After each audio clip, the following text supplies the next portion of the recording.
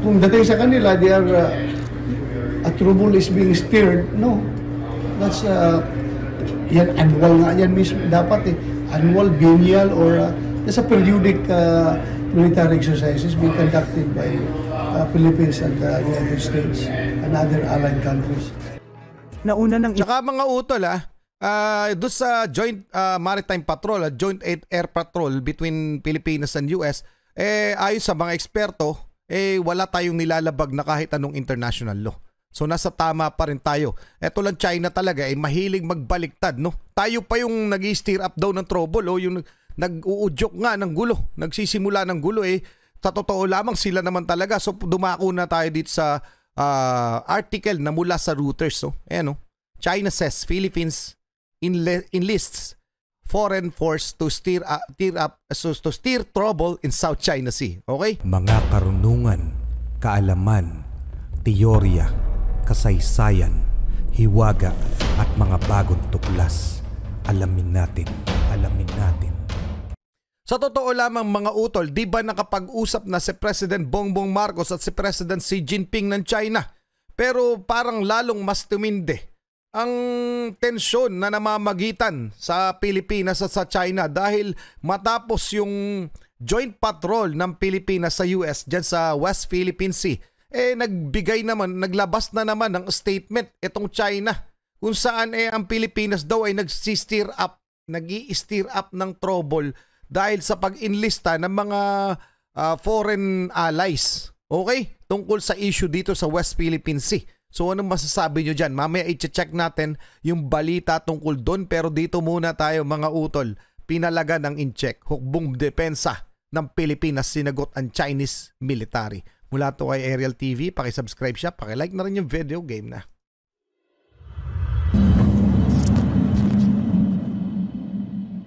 It is China.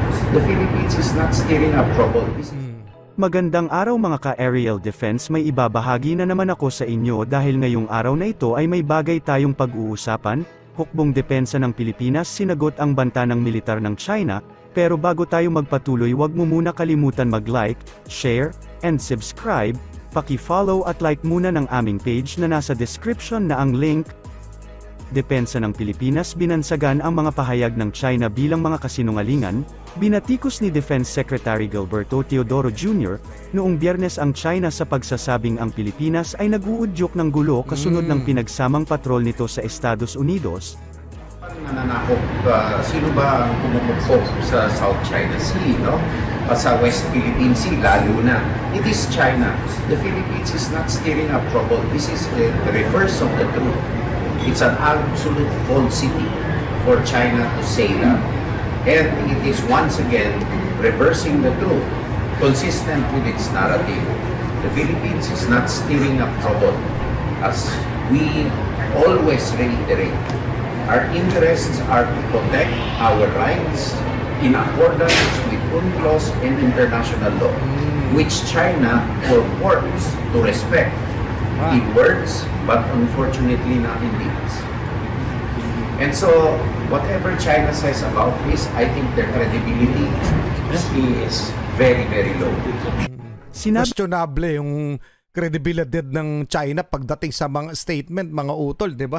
Kasi, totoo naman yung sinasabi ni Defense Secretary Gibocho Doro na sila naman talaga yung sino ba nananakop, sino ba yung nandyan ng gugulo. Hindi naman tayo mga utol Hindi naman tayo sumasakop sa teritoryo nila. China ang sumasakop sa teritoryo natin. So sa madalit sabi, sila'y nanggugulo. Tapos ang masakit nito, binabaliktad nila. Tayo nag-steer up ng trouble. Pinagtatanggol natin yung teritoryo natin na siyang pilit nilang inaagaw. So pinalalabas na China, amin yun. Kaya pinagtatanggol namin. So baliktad na baliktad mga utol. So lahat ng pahayag nito ni Secretary Gibocho Doro tungkol sa China tama. Para sa akin o kahit sa ating mga Pinoy, ano bang iisipin natin? Tama ba yung China dyan? Diba? Mahilig sila magbaliktad. Yun mga utol. Yun ang malinaw na malinaw. Okay? Tuloy na muna natin I think their credibility is very, very low. Sinabi rin ni Teodoro na ang pagbaligtad ng katotohanan ng China ay naaayon sa salaysay nito. na idiniin na ang China ay may sobrang babang kredibilidad. Nag-react si Teodoro sa Southern Theater Command ng China, na nagsabing ang Pilipinas ay nag-uudyok ng gulo sa pamamagitan ng pagsasagawa ng magkasanib na patrol kasama ang Estados Unidos sa West Philippine Sea. Naniniwala si Senador Ronald Bato de la Rosa na hindi gumagawa ng kaguluhan ang Pilipinas sa West Philippine Sea sa pamamagitan ng pagsasagawa ng joint patrols kasama ang United States. We are not steering trouble, di ba? Sino nga nag-steer ng trouble? Kung trouble na pag-usapan, were the ones who, sinong unang nag-steer ng trouble by, yung water cannoning, by water cannoning our people. Sino nag-una? Di ba sila? So, we are not steering trouble. We just want to make sure that our roll rate, yung rotation and resupply mission to our ships, to our people in the Ayungin Shoal, doon sa ating barko na aground, no, yung BRP Sierra Madre, can reach to its intended users. So, yun lang ang ating gusto na makarating doon. We are not steering trouble here.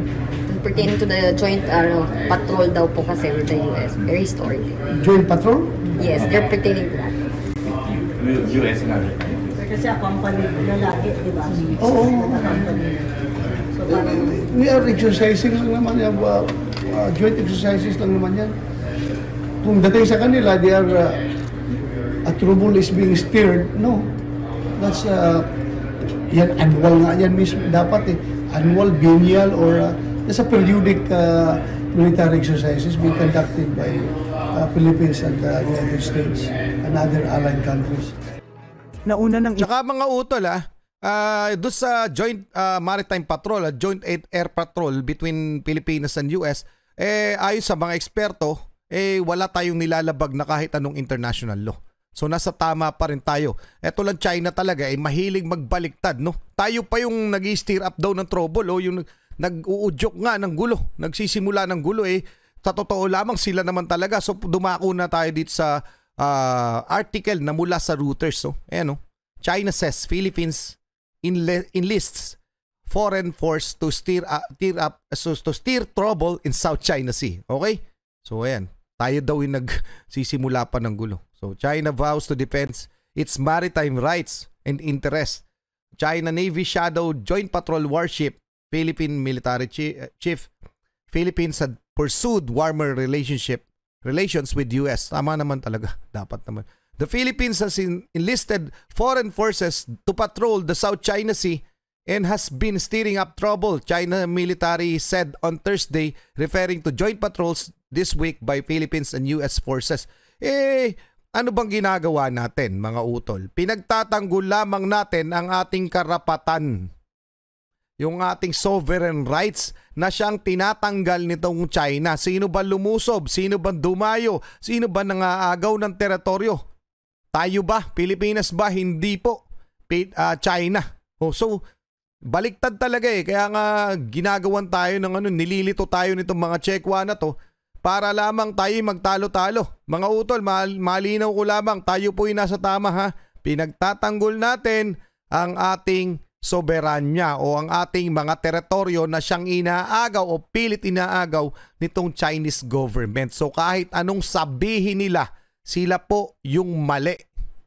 Pinalalabas nila sa mundo na tayo yung mali. Okay? So, ayan yan mga utol, no? The Philippines enlisted forces out of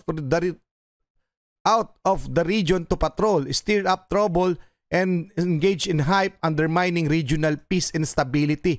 Sabi yan ng Chinese military.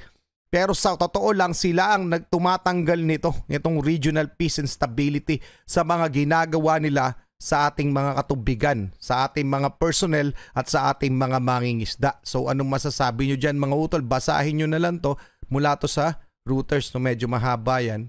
Pinakita ko lang sa inyo na legit itong pinapakita nating featured video. Game na. So ano masasabi nyo? Pa-comment at paki-like ng video. Tuloy na muna natin. Inakusahan ng China ang Pilipinas ng nagpapatala ng mga dayuhang puwersa para magpatrolya sa pinagtatalunang karagatan. na tinawag itong isang pagtatangka na mag-udyok ng gulo at pahinain ang kapayapaan at katatagan ng rehiyon. Noong ika-21 ng Nobyembre, inihayag ni Pangulong Ferdinand Bongbong Marcos Jr. na sinimulan na ng Pilipinas at Estados Unidos ang magkasanib na pagpapatrolya sa West Philippine Sea. Ito ay nakikita bilang isang pagpapakita ng puwersa sa lugar, na kung saan ay mahahawakan ang maritime territorial dispute. Bumuelta pa ang ilang senador sa banta at salaysay na ito ng China at sinabing ang China ang naghahanap ng gulo sa West Philippine Sea at hindi ang Pilipinas, na nasa loob ng Philippine Exclusive Economic Zone.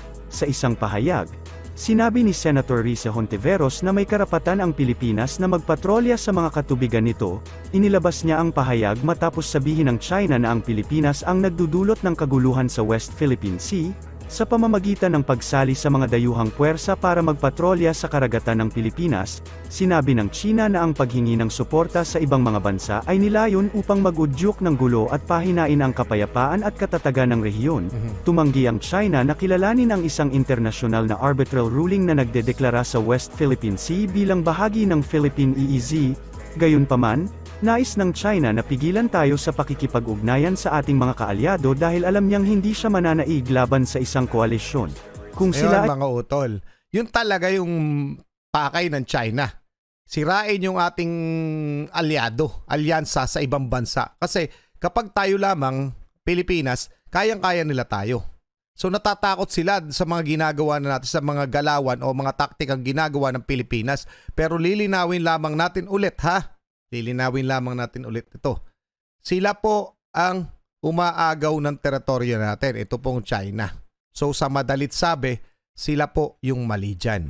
So panahon to para magkaisa tayo at huwag tayong maniwala sa anumang sasabihin nila tungkol dyan sa West Philippine Sea.